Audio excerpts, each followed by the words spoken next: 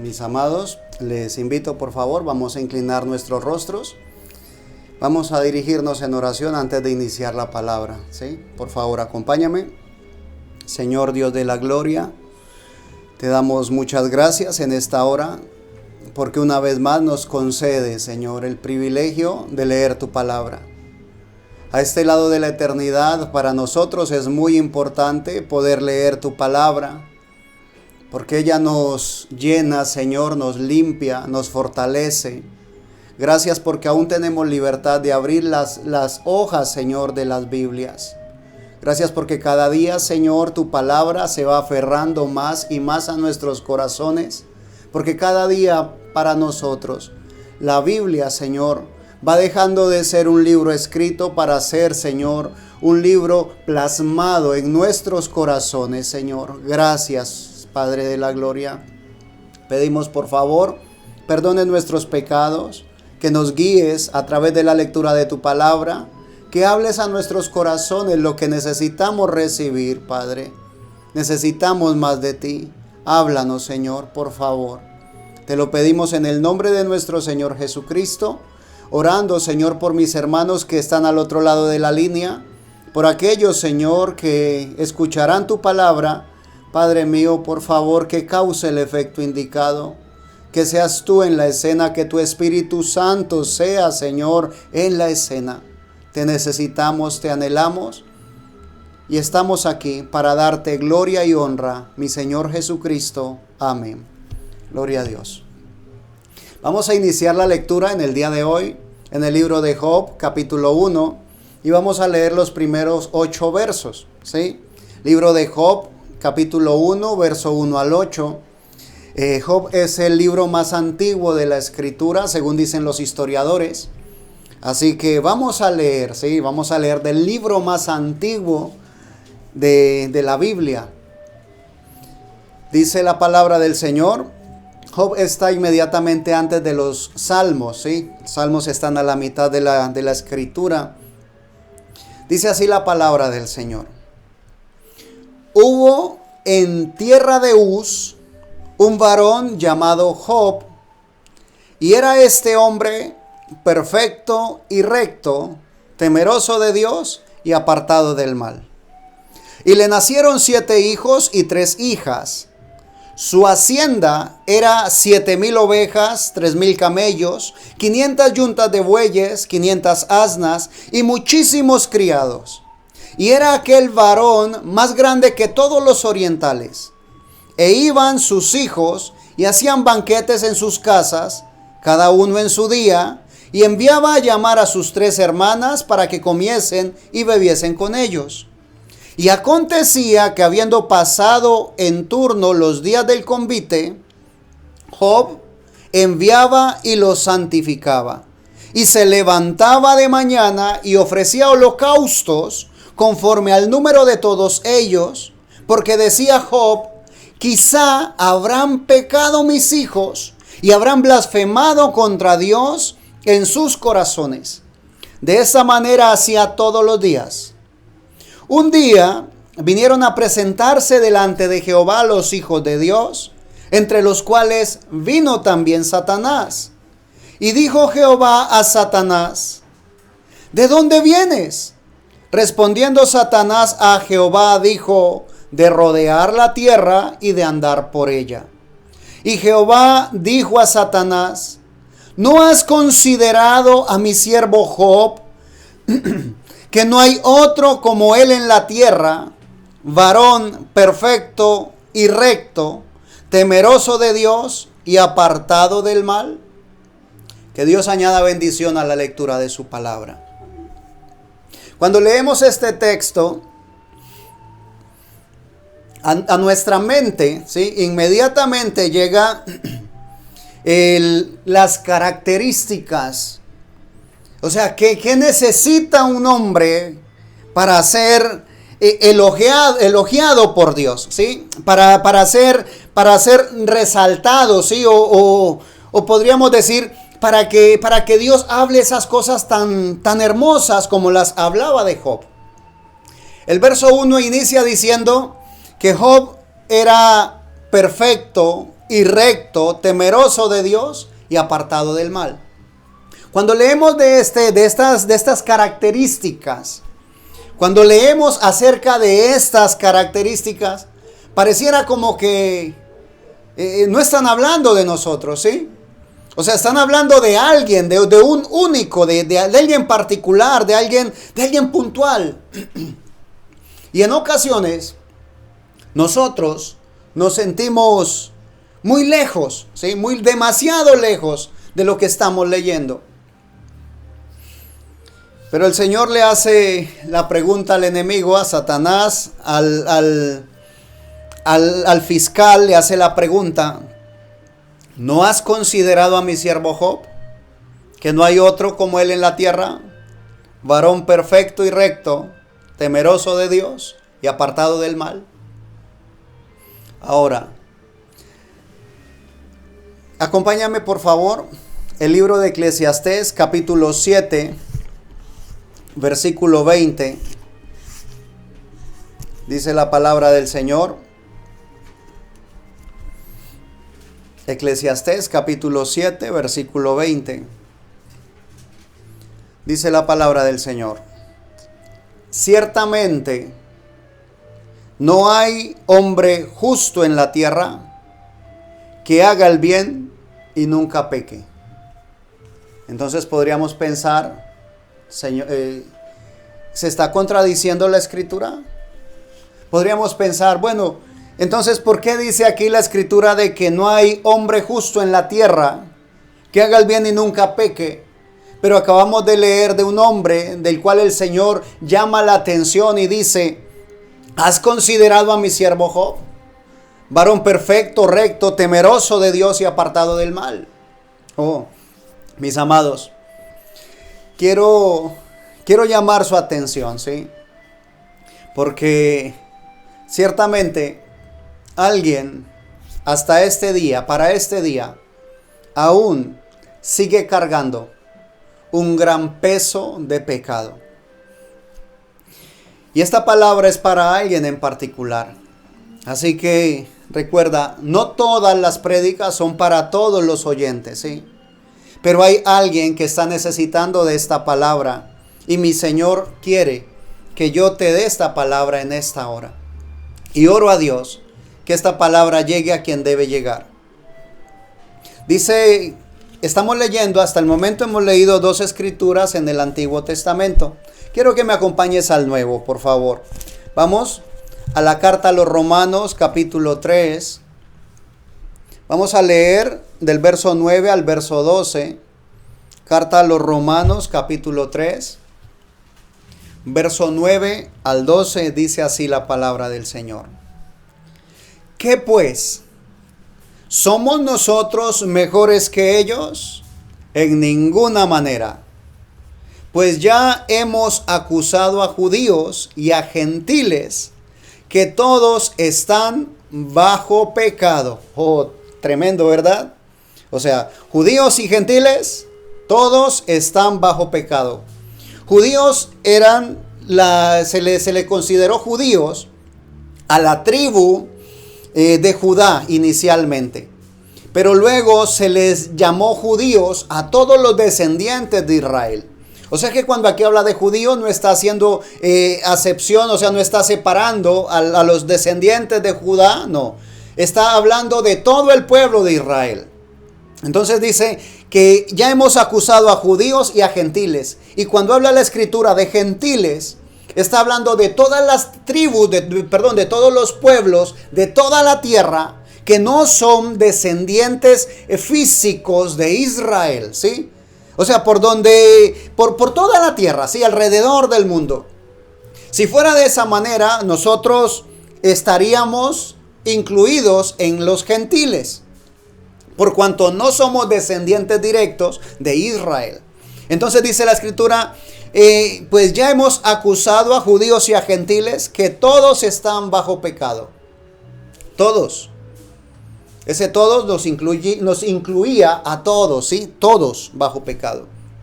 Continúa el verso 10 al 12, dice, como está escrito, no hay justo ni aún uno. No hay quien entienda, no hay quien busque a Dios. Todos se desviaron, a una se hicieron inútiles. No hay quien haga lo bueno, no hay ni siquiera uno. Y ahora ese ni siquiera uno es puntual, ¿sí? Podríamos decir en este momento, como alguien me dijo hace muchos años, bueno, y entonces, hermano, ¿dónde quedo yo? ¿Sí? Resulta que nosotros vamos a leer un poco más adelante, Romanos capítulo 3, verso 23 al 26. Dice la palabra del Señor: por cuanto todos pecaron y están destituidos de la gloria de Dios. Ahora, ¿qué es pecado? ¿Sí? Porque muchos tienen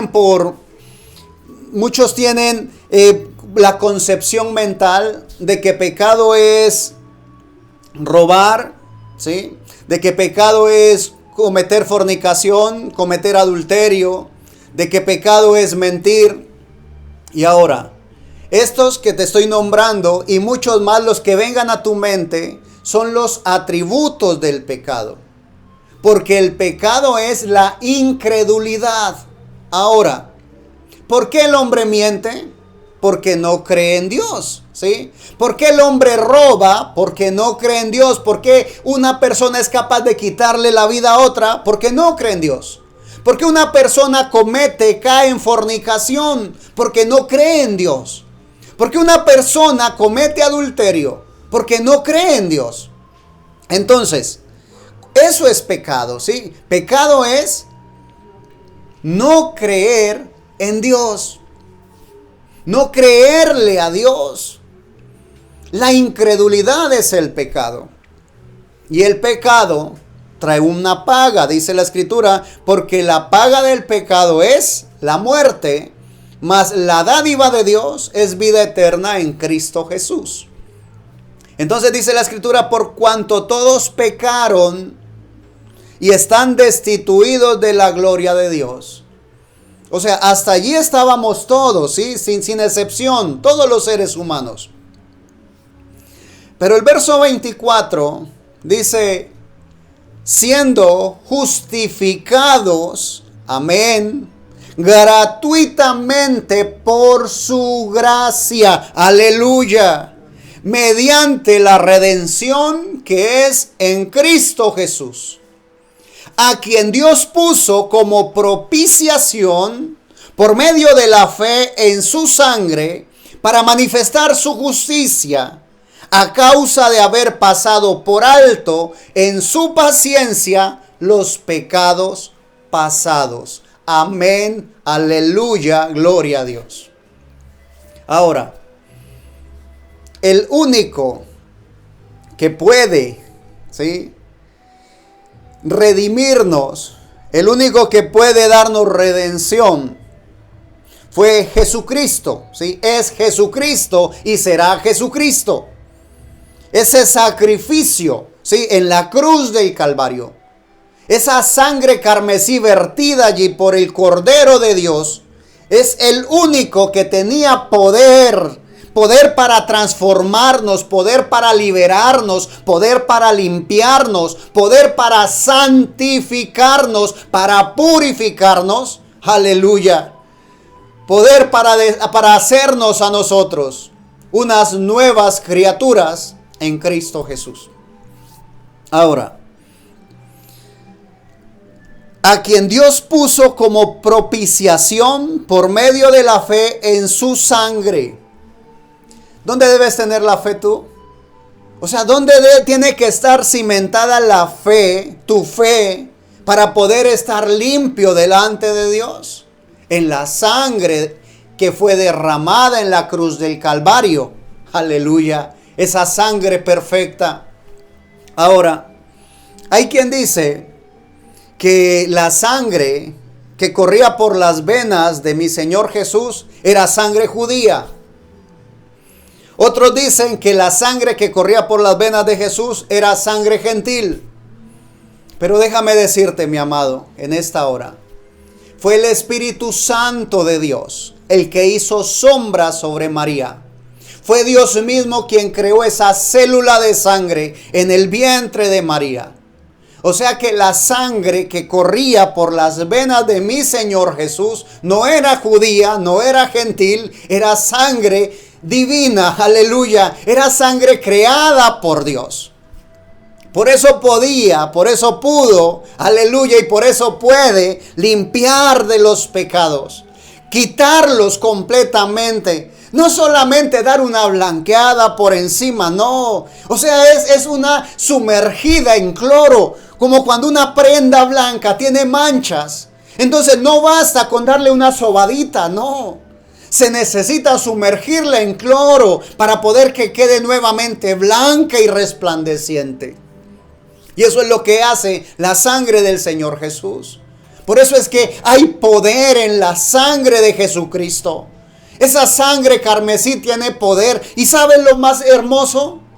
Que en ese día tiene el mismo poder, ¿sí? Como si fuese que acabase de acontecer ese sacrificio. No ha caducado, aunque la sangre física, ¿sí? Esa sangre ya se secó. Esa sangre ya no está en este momento, ¿sí?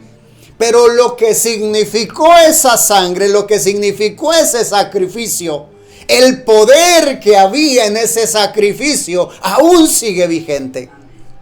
Y es vigente y poderoso, ¿sí? Poderoso para cambiar, poderoso para transformar, poderoso para redimir. Aleluya. Y dice, para manifestar su justicia, ¿sí? O sea, ¿qué estaba haciendo el Señor en la cruz del Calvario? Manifestando la justicia de Dios. Dice, a causa de haber pasado por alto en su paciencia los pecados pasados. Con la mira, ¿sí? Verso 26. Con la mira de manifestar en este tiempo su justicia, a fin de que Él sea el justo. Aleluya. Ya hay un justo. Gloria a Dios. Ese justo que vino aquí, nacido sin pecado, que fue a la cruz del Calvario por ti y por mí. ¿Sí? Jesucristo. A fin de que Él sea el justo y el que justifica al que es de la fe de Jesús. Amén. Jesús el justo. Y es el único que puede justificar a aquel que tiene fe en Jesús. ¿Tienes fe en Jesucristo? Gloria a Dios.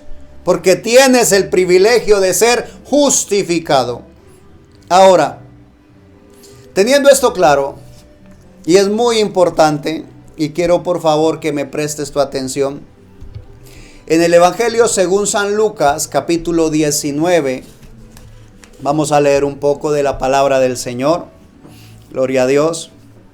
San Lucas, capítulo 19, dice la palabra, habla la palabra del Señor acerca de un hombre que era recaudador de impuestos, ¿sí? Un hombre que tenía un trabajo de cobrar los impuestos al pueblo de Israel. Lo triste es que este mismo hombre, Zaqueo, era israelita.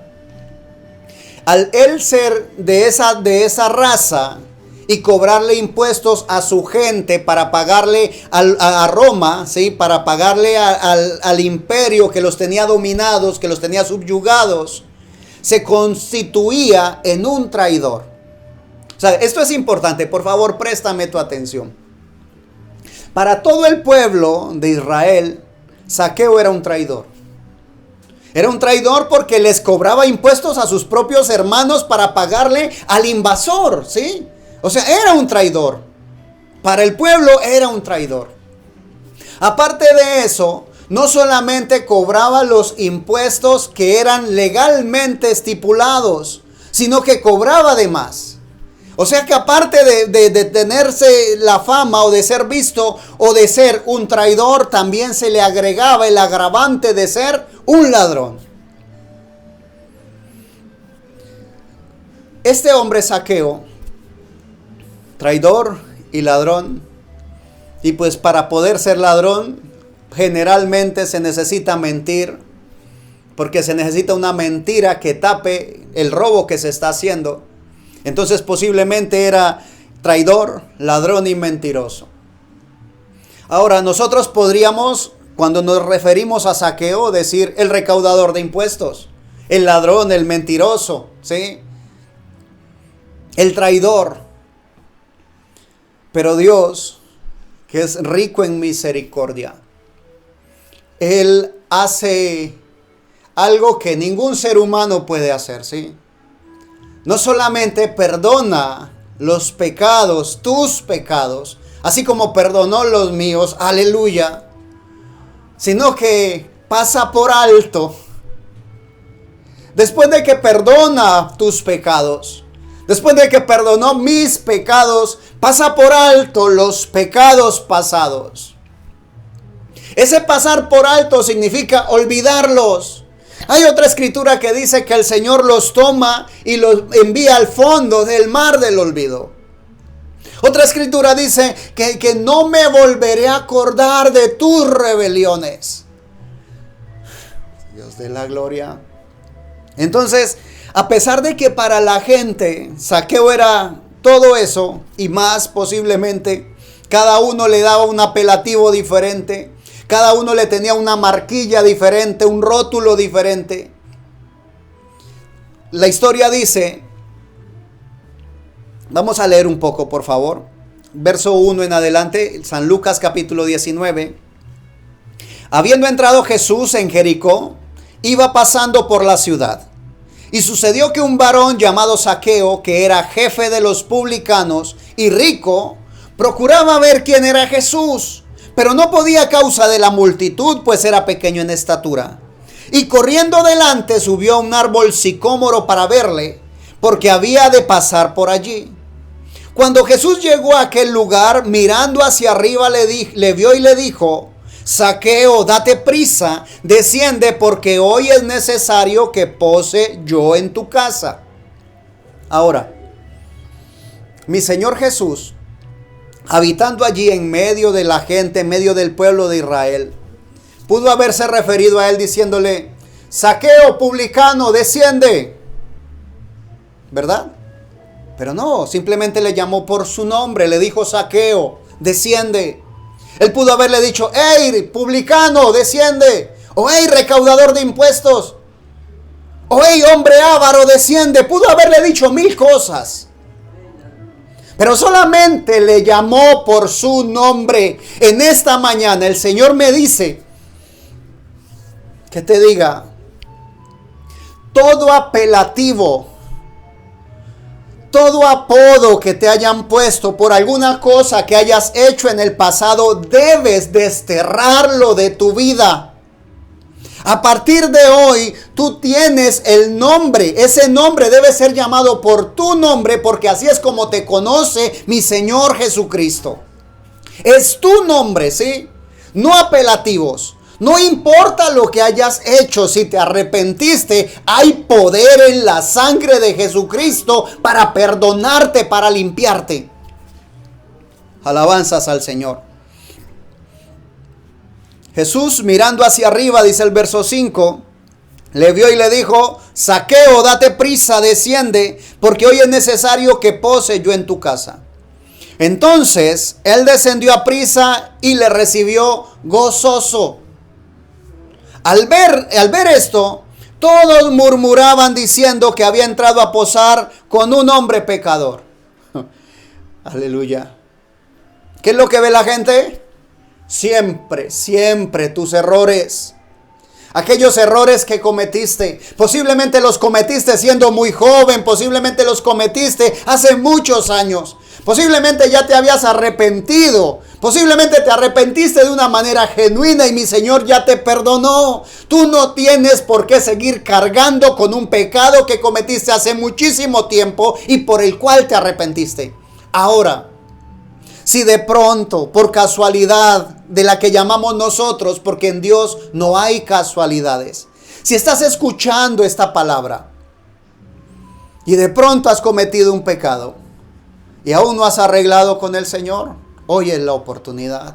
Debes pedir perdón, debes arreglar, porque hay poder en la sangre de Jesucristo.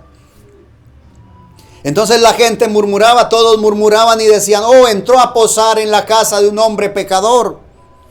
El verso 8, San Lucas 19:8 dice, entonces Zaqueo, puesto en pie, dijo al Señor, he aquí, Señor, la mitad de mis bienes doy a los pobres, y si en algo he defraudado a alguno, se lo devuelvo cuadruplicado. Jesús le dijo, hoy ha venido la salvación a esta casa, por cuanto él también es hijo de Abraham. Porque el Hijo del Hombre vino a buscar y a salvar lo que se había perdido. Aleluya. Pregunto, después de este acontecimiento, o sea, aquí es claro, ¿sí? Yo quiero que lo analices, que lo medites. Este pasaje es claro de la restauración que Dios le hace a un hombre, ¿sí? Es clarísimo, o sea, ya este hombre fue transformado por el poder de Dios. Este hombre fue transformado por estar en la presencia de Jesucristo. Ya no era el mismo. O sea, ya la avaricia había salido de su corazón. Ya para Zaqueo lo importante no era tener dinero, amontonar dinero en sus bolsillos. Ya Zaqueo había comprendido realmente que era lo importante en su vida. Ahora, después de este acontecimiento, sin importar, préstame por favor tu atención, sin importar la transformación que hizo el Señor, ¿sí? Muchos israelitas seguirían llamándole publicano, ladrón, mentiroso, avaro. Pero algo había ocurrido en su corazón, ¿sí? Quiero hacerme entender. Mi Señor quiere que tengas presente en tu mente y en tu corazón que aunque los demás sigan llamándote o sigan recordándote por lo que hiciste, delante de mi Señor, eres una nueva criatura. Él pasó por alto tus pecados el día que te arrepentiste. No permitas que los apelativos que usen para ti te regresen al pasado de donde mi Señor te sacó. ¿Sí? Ahora, en el Antiguo Testamento habíamos leído en servicios pasados acerca de la toma de la tierra de Jericó, que Dios les permitió a su pueblo, y que para que esto se llevara a cabo hubo necesidad de que Josué enviase unos mensajeros, unas personas a espiar, a observar la tierra. Y que hubo una mujer llamada Rahab que, a pesar del peligro que tenía, ¿sí? O sea, que puso su vida para salvar, para tener la posibilidad de salvar la vida de su familia. Esta mujer se llamaba Rahab. En el capítulo 2 de Josué, versículo 12, dice así. Está hablándole esta mujer a los hombres enviados por Josué. Dice, os ruego pues ahora que me juréis por Jehová, que como he hecho misericordia con vosotros, así la haréis vosotros con la casa de mi padre, de lo cual me daréis una señal segura, y que salvaréis la vida de mi padre y a mi madre y a mis hermanos y hermanas y todo lo que es suyo, y que libraréis nuestras vidas de la muerte. Ahora, ¿qué pasa? ¿Sí? Esta mujer es una mujer valiente, ¿sí? Es capaz de arriesgar su vida al meter en su casa a los espías, ¿sí? Está arriesgando su vida delante de su gobierno, delante de su rey. Pero es capaz de arriesgar su vida con tener la mínima esperanza de que se salve su familia. Ahora, si a mí me preguntan ¿qué característica observo en esta mujer? Yo digo, Rahab la valiente. Rahab la mujer que fue capaz de poner su vida, ¿sí?, por su familia. Ahora, lamentablemente esta mujer, hasta ese día, había ejercido una profesión muy degradante, ¿sí? Había sido una ramera. Pero resulta que después de esto, cuando el pueblo del Señor se toma Jericó, a esta mujer le salvan la vida. Y después de salvar la vida a ella y a su familia, la incorporan, ¿sí? La incorporan entre su pueblo. Y la palabra del Señor dice que no va a haber ramera entre las hijas de Israel. O sea que por ende esta mujer debió haber cambiado su oficio. Y al cambiar su oficio también tuvo que haber dejado el pecado para poder ingresar en la reunión de los santos. Entonces, si ya ella es aceptada en medio del pueblo, a mí me parece, ¿sí? Me parece muy triste tener que llamar, solamente recordar de Rahab la profesión que tuvo, ¿sí? La tristeza que tuvo en su trabajo pasado. Ahora, si nos devolvemos nuevamente si regresamos al Nuevo Testamento, nosotros recordamos de que hubo un hombre que era un tremendo perseguidor de la iglesia. Un hombre que acosaba y asolaba la iglesia, encarcelaba a todos los que predicaban o creían en el nombre de Jesucristo. No le interesaba si eran mujeres, si eran jóvenes, si eran ancianos, los llevaba a la cárcel. Y aún dice la Escritura, consintió cuando mataban a un justo. Cuidó la ropa de quienes apedreaban al justo. Y podríamos entonces, siempre que vamos a leer una de las cartas, decir la carta del perseguidor de la iglesia. Pero no, mi amado. Nosotros ya no leemos la carta de Saulo, el perseguidor de la iglesia, no.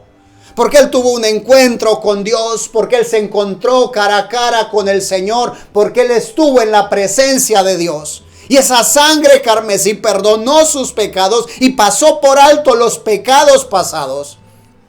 Nosotros leemos las cartas del apóstol Pablo, aleluya. Y quiero en esta hora, en el nombre de Jesucristo, que seas tú mismo, ¿sí? Aquel que puede aceptar el perdón de Dios. Quiero que por favor inclines tu rostro conmigo. Si has cometido un pecado y no has pedido perdón, quiero orar por ti, ¿sí? Padre nuestro, bondadoso y eterno Dios, tu poder es infinito y el poder de la sangre carmesí vertida en la cruz del Calvario aún sigue vigente. Padre de la gloria, en este momento, Señor, oro por aquellas personas que fueron extraviadas, Señor, que se extraviaron del camino, que hicieron cosas indebidas, Señor. Aquellas personas que no habían creído en ti, que no te creían, Señor, pero que ahora tienen el privilegio de creer que tú eres real, que hubo un sacrificio real en la cruz del Calvario. Oro por los pecados, Señor, de mis hermanos, de aquellas personas, Señor, que te lastimaron, Señor. Te pido el favor que toques sus corazones, que les concedas, Señor, que les concedas el privilegio en esta hora de reconocer sus pecados. Porque tu palabra declara que si confesamos nuestros pecados, tú eres fiel y justo para perdonarnos nuestros pecados y limpiarnos de toda maldad. Oro por ellos, Señor, por favor, enternece sus corazones. Permíteles ver cuando te lastimaron, mi Señor. Que puedan recapacitar, mi Señor, que puedan arrepentirse y apartarse del mal. Porque así era como el Señor veía a Job, un hombre apartado del mal. Padre mío, permite que en esta hora aquellas personas que pecaron, Señor, que se arrepientan, que sea un arrepentimiento genuino y que tú aceptes ese perdón, Señor, que están pidiendo, que tú les concedas tu perdón, que puedan liberarse, Señor. Aquellas personas que en el pasado, Señor, tuvieron un pasado oscuro, Señor, pero que ya te habían pedido perdón y que aún seguían cargando con el peso de su pasado. Dale libertad, Señor, que la unción de tu Espíritu Santo pudra el yugo, que puedan sentirse libres a partir de este momento, con la libertad que solamente tú puedes dar, por cuanto solamente tú, mi Señor Jesucristo, eres quien puede justificarnos. Que puedan recibir tu perdón, Señor, de una manera total. Y que si alguien, Señor y Dios, viene a recordarle lo que hicieron en el pasado, que tengan firme en su mente y en su corazón que fuiste tú, Jesucristo, quien pagó en la cruz del Calvario por nuestros pecados y que nos has perdonado de toda maldad. Dios eterno, si en algún momento nosotros, Padre eterno, como creyentes, hemos llamado a alguien por un apelativo, Señor, de algo que hayan hecho en el pasado, perdónanos, Señor. No queremos maldecir, Señor, queremos bendecir. Y si llamábamos a alguien con un apodo, Señor, vamos a llamarle por su nombre. Vamos a hacerlo como tú lo hacías, Señor. Porque no importa que haya sido el más vil pecador, cuando hubo arrepentimiento genuino, tú le has levantado como una nueva criatura. Y así como a Saulo se le conocía como el perseguidor de la iglesia, a Pablo le conocemos como el apóstol de Jesucristo por la voluntad de Dios. Gracias, soberano Dios.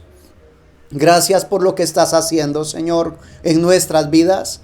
Gracias porque estamos en este momento, Señor, confiando en ti. Gracias porque en este momento alguien, Señor, está recibiendo una palabra que necesitaba oír, Señor. Alguien está recibiendo esa palabra, Señor, de parte tuya, donde tú le estás diciendo, mi Señor, que le perdonas, que aún hay suficiente amor de parte tuya, mi Señor, para perdonarle. Gracias, oh Dios. Gracias, mi Señor Jesucristo, porque en esta hora estamos reunidos, Señor, a través de esta línea telefónica, Padre de la Gloria, a través de estas líneas electrónicas, para compartir tu palabra. Gracias porque tú no llegas tarde, Señor, no te adelantas, tú eres perfecto. Gracias porque estás aquí en medio nuestro. Gracias por perdonarnos, Señor, por justificarnos y por llamarnos tus hijos, por ser nuevas criaturas en Cristo Jesús. Bendigo la vida de mis hermanos en tu nombre, Señor Jesucristo. Amén. Gloria a Dios. Es hermoso, realmente es hermoso poder recibir de parte de Dios el perdón. Pero es muy hermoso sentir la libertad. Recuerda que mi Señor Jesucristo dijo, todos los que estén cansados y cargados, venid a mí y yo os haré descansar. No tienes por qué seguir cargando peso. No tienes por qué seguir cargando, ¿sí?, el peso del pecado. De ese pecado que mi Señor Jesucristo pagó en la cruz del Calvario. Bendigo tu vida y te invito, si el Señor nos concede una nueva oportunidad, de estar aquí reunidos para estudiar un poco más de la bendita y eterna palabra del Señor.